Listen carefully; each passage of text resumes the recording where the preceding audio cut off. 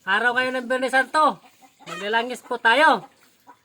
Dahil wala po nagkuha sa ating mutya sa niyog. Ano?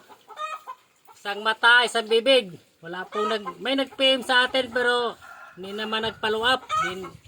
Kaya ilalangis na natin ngayon sa araw ng Biyernes Santo. Biyernes Santo po ngayon. Friday. Ayan. Saan nga ba ito mainam ang langis na ito?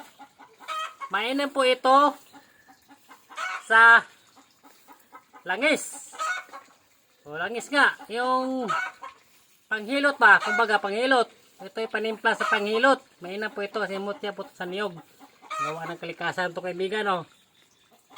Kakayurin natin to yung laman nito. Yung gata lulutuin. Yun ang maging langis. Mainam po ito sa panghilot sa sakit sa katawan kasi kasuan. Yung panimpla natin sa langisan, mayroon yung mga sangkap, siyempre, yung mga herbal na mga dahon. Yung abot puro langis lang, mas mainam yun may mga herbal. Isangkap natin dito para lalong gagaling tayo sa ating karamdaman. Ito yung langisin natin ngayon. Ito, mainam din ito sa business, pampaswerte, lucky charm. Lagyan mo lang sa tindahan. Siyempre ang swerte ay pinagsikapan mga kaibigan. Kung marami kang lucky charm, kung hindi tayo kumilos at wala tayong pera sa Panginoon Diyos Ama, ay wala rin. Kaya samahan natin ang sipag, kilos at gawa. Gumawa ng kabutihan. Siyempre tayo, swerte kasi nagsisikap tayo mga kaibigan. Maraming salamat mga kaibigan sa walang sawa niyong suporta sa aking munting channel. At maraming salamat sa mga nag-subscribe, nag-like, share, at mga mag-subscribe pa lang sa aking munting channel. Nawa ay tulungan nyo aking munting channel mga kaibigan. Paano tayo makatulong sa ating sarili? Ang mismong sarili natin ay walang-wala rin. Kailangan patulungan muna natin ating sarili. At makatulong tayo sa ating pamilya na nawa soon mag-success ang ating vlog. Makatulong na tayo sa ating sarili at sa ating pamilya at ibang tao mga kaibigan. Yan. Sikap lang tayo mag-upload mga kaibigan kahit walang nanood. May awa din si God. May manonood din iba dyan at mag-subscribe din yan sa launan.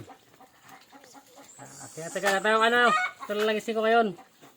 Isang matay sa bibigyan kaibigan. Yun o. Naisikot isang mata. Ito yung mata, ito yung bibig. Kaya po tinatawag siyang mutya. Kasi isang guhit lang po siya. Yan, isang guhit lang yan. Napa itong guhit na isa. So, gawa po ito ng kalikasan kaibigan. Hindi po ito gawa ng tao.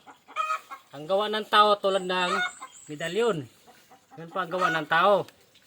Kailangan po na yan sagra para mabuhay.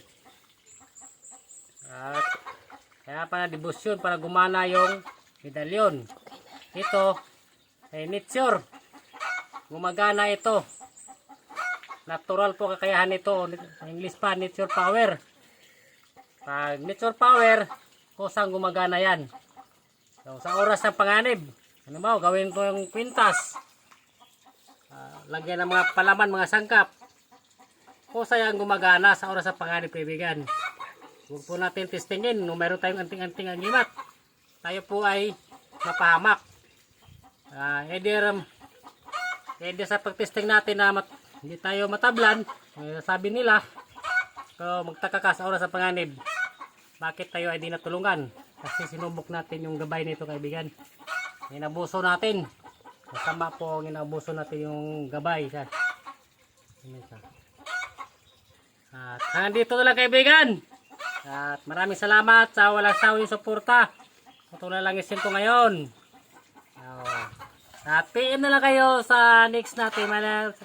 Malay natin, pagkaloban tayo sa sunod natin pagbubunot. Pagbunot natin ng niyog ay pinagkaloban naman tayo sa awatong ni God. Pamagitan ng orasyon na ginamit natin.